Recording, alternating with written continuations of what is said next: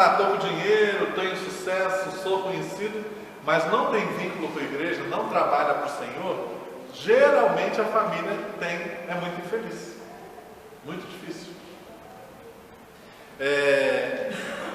Você verá os filhos dos seus filhos, ou seja, viverá muito, e você terá paz na sua terra. Esse é o conceito de Antigo Testamento, ou seja, de um casamento que tem uma aliança para gerar frutos, inclusive na igreja. Pois não, senhor? Ó Senhor, vocês todos. Eu queria falar sobre casamento. Eu leio a Bíblia desde 23 de maio de 1984, eu leio constantemente. Existe um casamento perfeito lá dos hebreus. Ezequiel falava assim, que o homem, qualquer pessoa que pertencia a uma comunidade hebraica, né? Que ele devia casar com uma virgem. Uma virgem. Eu interpretei assim, que a virgem não tem nenhum defeito, né? Uma mulher virgem. E que, quando ele ficasse viúvo, ele podia casar com uma outra viúva de outro pastor, de outro hebreus. Então, minha interpretação, que ao ver, não quero contestar o professor, esse seria o casamento perfeito. Ele dava sequência para a prosperidade de todas as pessoas que fossem nascer. Ele adquiria a viúva com seus filhos. Infelizmente, hoje, está abandonado. Ainda bem, né? Ainda bem que está abandonado esse princípio hebraico que caiu por terra no Novo Testamento, né? Se eles procedem isso até hoje. Não. Não? Não. Infelizmente. Graças a Deus. Olha só,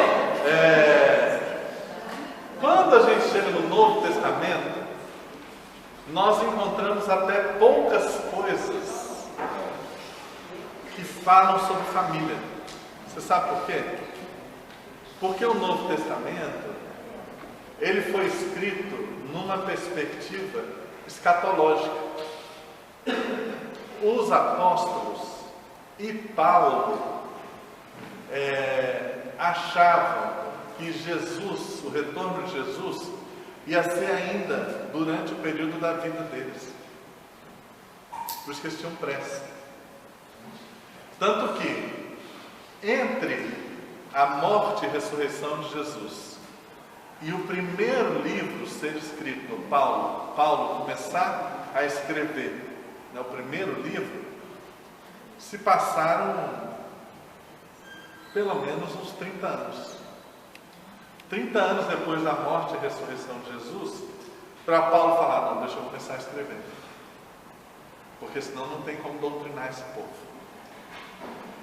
Quando Paulo começa a escrever, os outros apóstolos também falam, não, vamos escrever. Pedro vai escrever carta, João vai escrever, Lucas, que não foi apóstolo, entrevista as pessoas que conheceram Jesus, escreve o livro de Lucas, escreve o livro de Atos. Marcos, que não foi apóstolo, Marcos era discípulo de Pedro, né? Quando Jesus era vivo, Marcos era muito jovencinho, era juvenil. Ele vai escrever. Então, assim, quando eles pararam para olhar e falaram assim, olha, pode ser que Jesus não volte comigo ainda vivo. Então vamos escrever. Mas essa perspectiva de Jesus estava voltando muito rápido, é que levou no Novo Testamento a não ter tantos textos assim sobre família. Porque qual que era o objetivo da igreja? Ó, fica firme, fica em santidade, espere que Jesus está voltando. Por isso que Paulo, lá no livro de Coríntios, ele fala, ó, melhor que não casa não, gente, Jesus está voltando, para que ter essa preocupação aí? Então, assim, a perspectiva era que Jesus estava voltando muito rápido. Por isso que a gente não encontra tanto a questão da família. Agora, onde a gente encontra, né, que vale a pena dar uma lida, também, é lá em Efésios 5, que tem alguns princípios, tanto para o casamento quanto para a família. Em Efésios 5,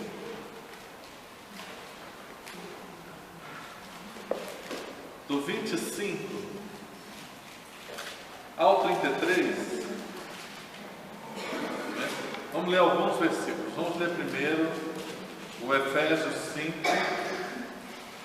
versículo 25. Quem pode ler? Marido, amai vossa mulher, como também Cristo amou a igreja e a si mesmo se entregou por ela. Isso.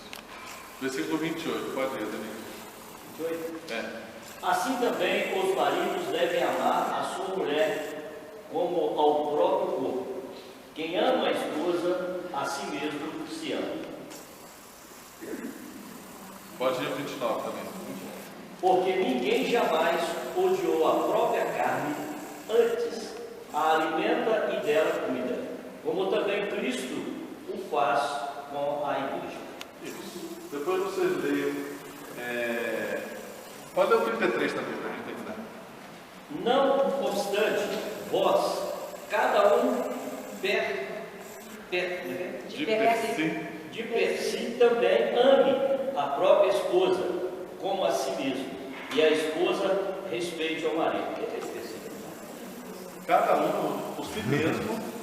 Olhe para si, ame a sua esposa como a si mesmo, e a esposa ame o marido como a si mesmo. Então, nesse tempo aqui, os maridos tinham poder de vida e morte dentro da família. Os homens podiam matar, podiam fazer tudo com mulher, com filhos. Então, essa palavra aqui é uma palavra revolucionária, porque na hora que fala assim, olha, ame a igreja, ame a sua mulher como Cristo amou a igreja, o amor de Cristo pela igreja, ele é consumado na morte de Cristo. Ou seja, o marido, a única forma cristã do marido lidar com a esposa é ele estar disposto a morrer pela esposa. Ele está disposto a dar a vida pela esposa. E outra coisa, Paulo compara a esposa à igreja, ao corpo de Cristo, né? E a igreja é Cristo na terra. Sem igreja não há cristianismo. A graça de Deus, então, nos iguala. Na igreja nós somos todos iguais. Então, o marido e a esposa, a relação deles é uma relação de dependência. E aí cai por terra também, porque as pessoas fazem uma leitura literal da Bíblia. Quando você lê aqui Efésios 5, 22, né? Quem pode ler?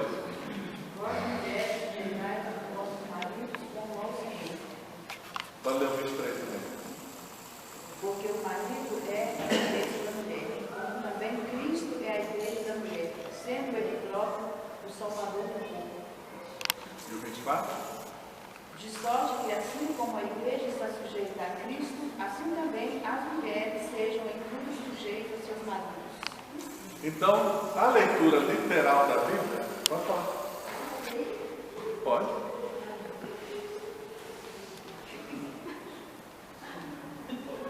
Me segura que você não vai.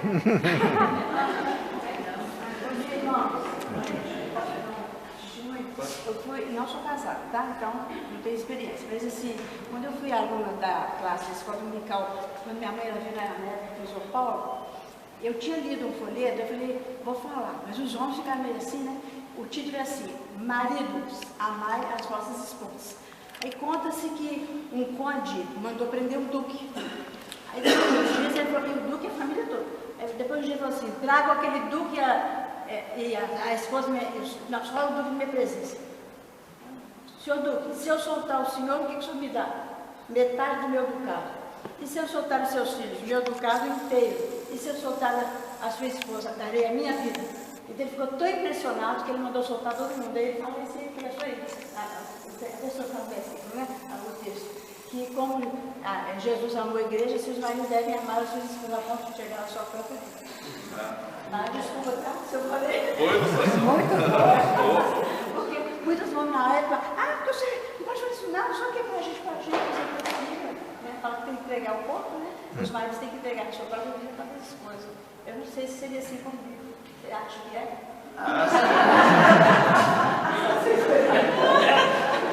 Luciana, isso tudo que você está falando é no Novo Testamento.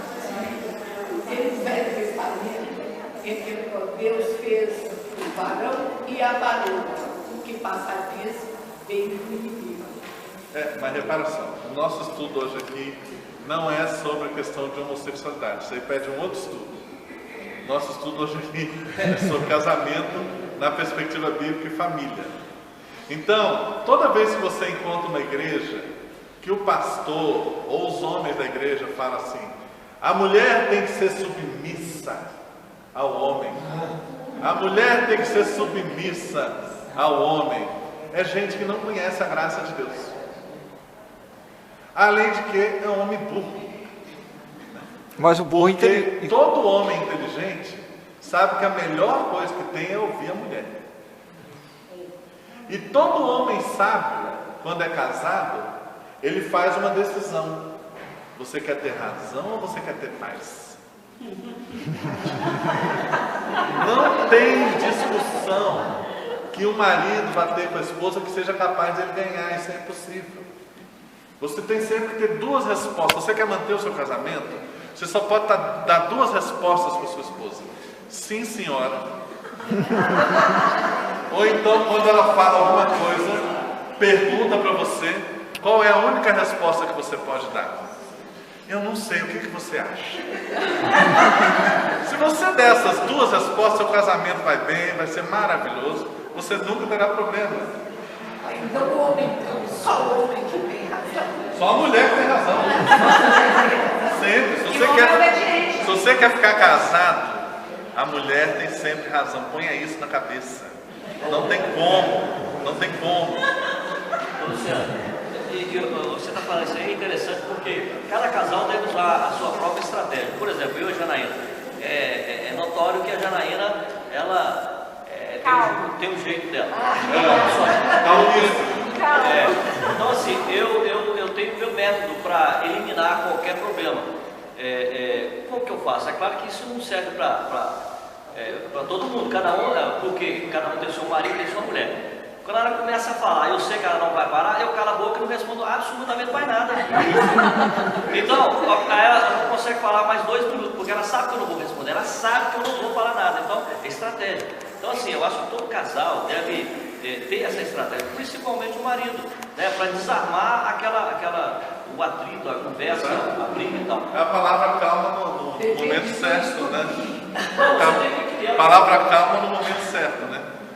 Geralmente no casamento, 99,999% das vezes, se o marido responder corretamente, ou seja, sim senhora, está resolvido.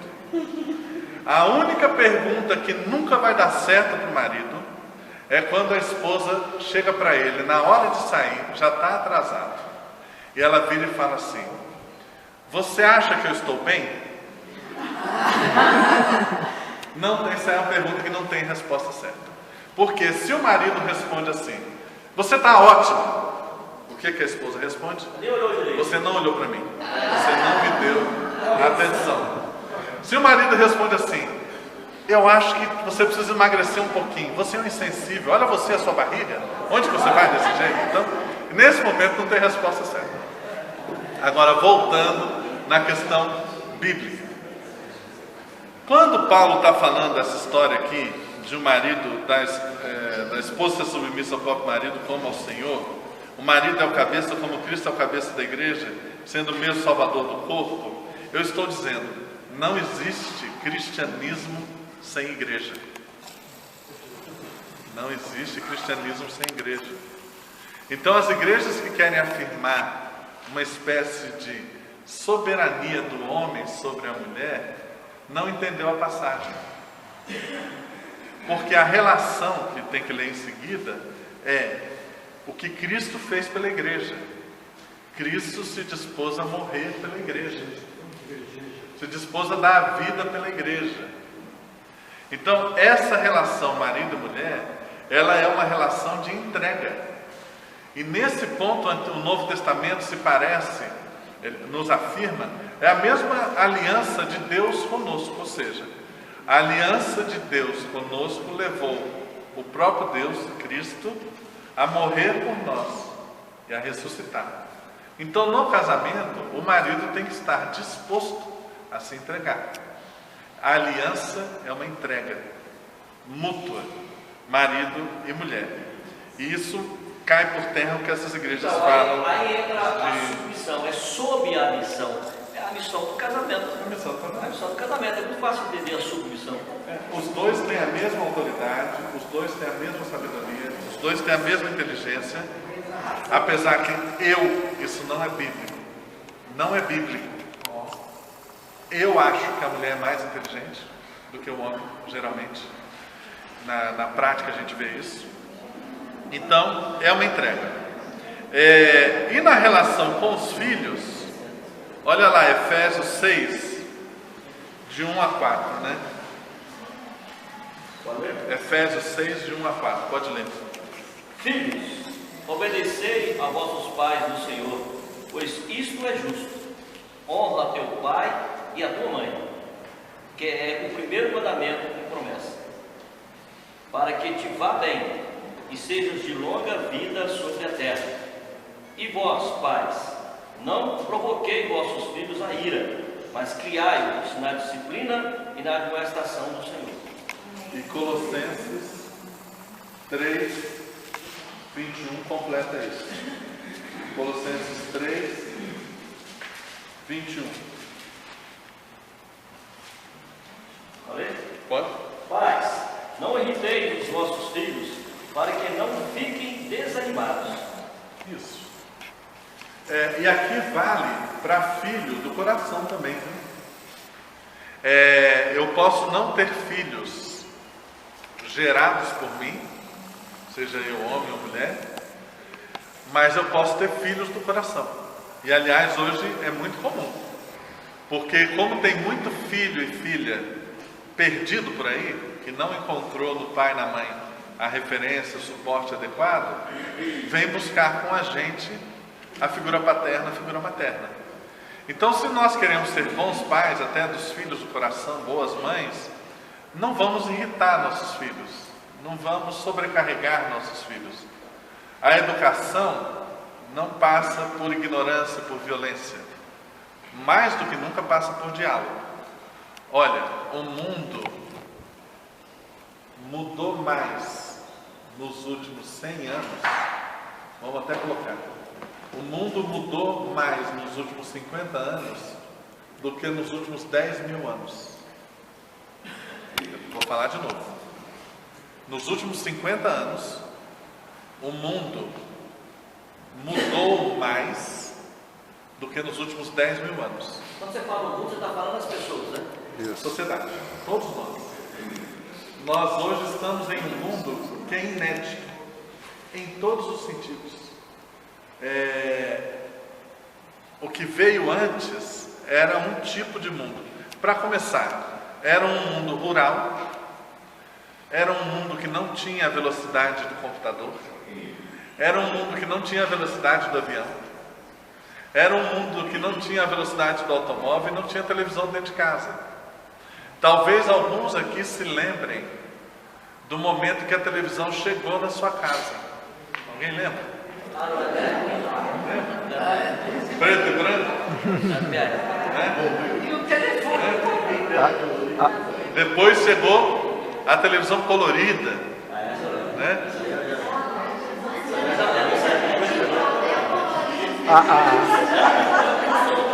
Antes, foi bem lembrado. Antes tinha TV preto e branco e tinha um papel que a gente colocava na frente para ficar colorida. Depois, gente, é muito recente. Se tem muita gente aqui que lembra, é muito recente. E era difusível. Difusível, pois é. Agora, o mundo antes da televisão era um. O mundo depois da televisão é outro. O mundo antes do computador era um. O mundo depois do computador era outro. Não, e agora, essa invenção que veio diretamente do inferno, que é o telefone celular. O telefone celular acabou de modificar a nossa vida por completo. Então é muito recente, e isso mudou a sociedade, mudou o trabalho, mudou todas as nossas relações. As pessoas viviam no campo. Hoje tem criança que nunca viu uma galinha, nunca viu um boi, nunca viu um cavalo. Sabe pegar no celular e vir mexer tudo. Eu com a minha filha lá em São Paulo, quando ela estava com 5 anos, eu acho, nós percebemos que ela nunca tinha visto um cavalo, uma galinha de perto. Aí descobrimos que tem uma fazendinha lá em São Paulo dedicada a apresentar os animais às crianças. Aí nós fomos lá passar um sábado, chegamos lá, estava lotado de pais, e aí falava assim, olha, isso aqui é uma galinha, vai me morder, não, uma galinha, assim, porque nunca viu. Então o mundo mudou demais. Um dos sinais que o mundo mudou, e aí tem um livro também que eu não ministro estudo a respeito, mas que anda me preocupando, que é o livro de Apocalipse. Se vocês ficaram atentos nas notícias essa semana, o que aconteceu em São Paulo na terça-feira? São Paulo. Escureceu. Ficou noite, a chuva. O céu ficou preto, não é que ficou nublado, não, ficou preto. E a água que desceu da chuva, ela estava também preta, cheia de fuligem, na maior capital do Brasil, 3 horas da tarde. E isso é o que? Apocalipse 16. Apocalipse 16, Estou ficando o assustada. terceiro flagelo, versículo 4. Apocalipse 16, versículo 4. Está falando sobre as 7 cóleras, as 7 taças da cólera de Deus. Derramou o terceiro flagelo, né? A sua taça nos rios e nas fontes das águas, e se tornaram sangue. Está parecido com São Paulo? Apocalipse 16, versículo 4. Ou seja, o mundo... Mas não foi sangue, foi preto. Pois é, mas a simbologia é muito próxima, né? Quando a gente lê o primeiro e o segundo flagelo, já estão acontecendo. Ou seja, os mares deixarão mortos todos os seres viventes. É o segundo flagelo. Então, nós estamos num tempo que nós metodistas sabemos que o fim dos tempos já começou há muito tempo. O fim dos tempos, biblicamente, começa após a ressurreição de Jesus. A vinda, a morte e a ressurreição de Jesus. Na hora que Jesus ressuscita, está marcado ali, ó. Iniciou o fim dos tempos. Ali começou o fim dos tempos. É o mar, não. Os seres viventes do mar estarão morrendo. Já está acontecendo. Por aí. Então você entende? Eu não dou estudo sobre Apocalipse, viu? Porque é meio assustador e eu não tenho a competência. Mas assim, que nós estamos num tempo diferente, nós estamos. E que o fim dos tempos está se acelerando, também está. Pode ser que o fim dos tempos, fim mesmo, seja daqui a 1000 anos, não tem problema. Mas que está havendo uma aceleração, está. Aí é hora que todos nós temos que alertar, né? Porque está chegando o momento. Então, qual que é esse momento? Só ele sabe. Para nós como crentes, nós lidamos com isso assim. Para nós o fim dos tempos é hoje. Nós vivemos como se Jesus fosse voltar hoje. Agora, né? Então nós temos que ter uma vida digna do Senhor hoje, porque ninguém sabe o dia de amanhã, né? E aí, por que eu estou falando isso? Porque quando nós estudamos sobre família, nós temos que ter muita pressa no reestabelecimento dessa aliança que Deus molda para a família. E aí eu queria estudar com vocês o primeiro milagre de Jesus no livro de João, que eu acho que é um milagre muito fascinante da gente estudar, porque é um milagre que fala sobre família, né? Vamos abrir nossas Bíblias lá no livro de João, capítulo 2. João capítulo 2.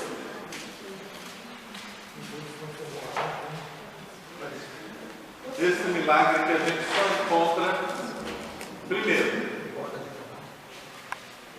É o primeiro milagre que João narra. Só encontramos no livro de João. Quando a gente estuda o livro de João, o Evangelho de João, nós temos que lembrar que ele foi o último evangelho a ser escrito. É o mais recente. E também é o mais teológico. Quando você lê Marcos, que foi o primeiro evangelho a ser escrito, Marcos é cru. João é uma picanha bem passada. Marcos é carne crua. João é uma picanha bem passada. Em Marcos a gente encontra Jesus purinho. Em João nós já encontramos Jesus Cristo pensado teologicamente, porque o livro de João foi escrito bem tardiamente, lá na cidade de Éfeso, já enfrentando os gnósticos, já pensando que a igreja ia continuar, Jesus não voltaria naquele tempo. Então ele é teologicamente mais elaborado, preocupado com uma igreja que poderia demorar um pouco até o retorno de Cristo, né? E aí, quando a gente estuda esse livro e entende todo esse contexto de João, por que João, quando a gente lê a Bíblia, né?